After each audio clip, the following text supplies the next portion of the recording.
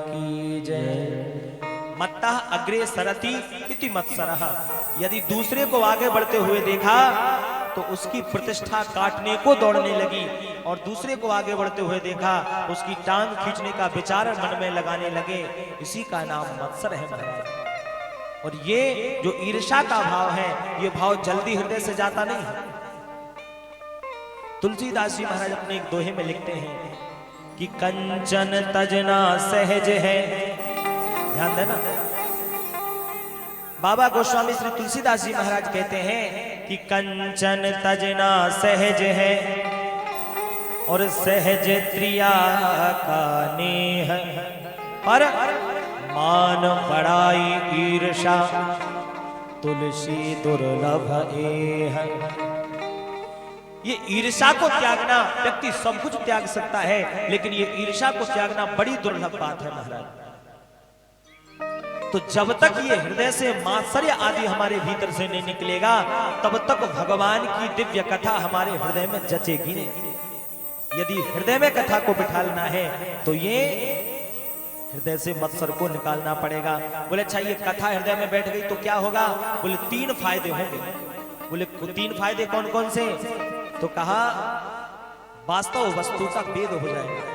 वेद्यम वास्तव मत्र वस्तु शिवदम तापत्रयोन्मूलनम। 3 फायदे होंगे। कौन से? बोले वास्तव वस्तु का बोध हो जाएगा। बोले वास्तव वस्तु क्या है? तो कहा वास्तव वस्तु वास्तवो जीवः, वास्तवी माया, वास्तवम जगत। ये जगत वास्तव में क्या है, माया वास्तव में क्या है, और जीव वास्तव में क्या है, इन सब बातों का हमें ज्ञान हो जाएगा। बोले यदि इन तीनों बातों को का ज्ञान हो गया, इन तीनों बातों को समझ लिया तो क्या होगा? बोले इन तीनों बातों को समझ लिया तो शिवदम, शिवदम मतलब कल्याणम, कल्याण हो जाएगा महाराज।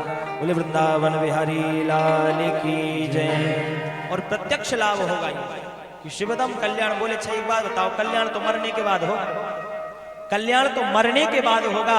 फिर कैसे पता चलेगा कि कल्याण हो गया? मरने के बाद कौन बताएगा महाराज? मरने के बाद अब जैसे मान के चलो कोई भी व्यक्ति मरा हो, हम लोग लिखते हैं स्वर्गवासी। अब किसी को पता है कि स्वर्ग में गया या और कहीं गया है? कोई सुविधा होती तो फोन लगा करके पूछ लेते कि भैया बता दो दादाजी कहाँ पहुंच गए, सो लिखवा दें कार्ड।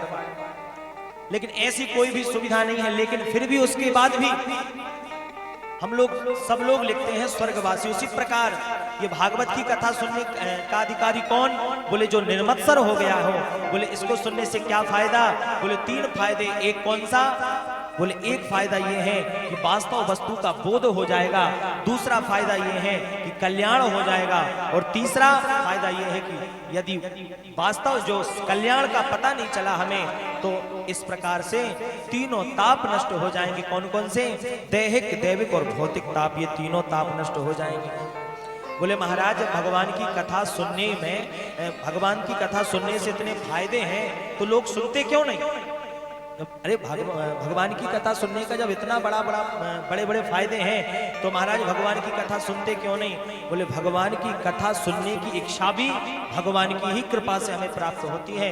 नहीं तो महाराज कथाएं तो बहुत चल रही हैं, लेकिन जब भगवान की कृपा हमारे ऊपर होगी तभी उनकी कथा श्रवण करने का हमें सौभाग्य प्राप्त होगा। भाग्योदयेन बहुजन्म समर्जितेन सत्संगमञ्च लभते पुरुषो यदा वै अज्ञान हेतु कृत मोह मदान्धकार ना संविधाय हि तदोदयते विवेक। और गोस्वामी श्री तुलसीदास जी महाराज भी अपनी भाषा में, अपनी रामचरितमानस में, अपनी कलम से यही लिखते हैं क्या? बिनु सत्संग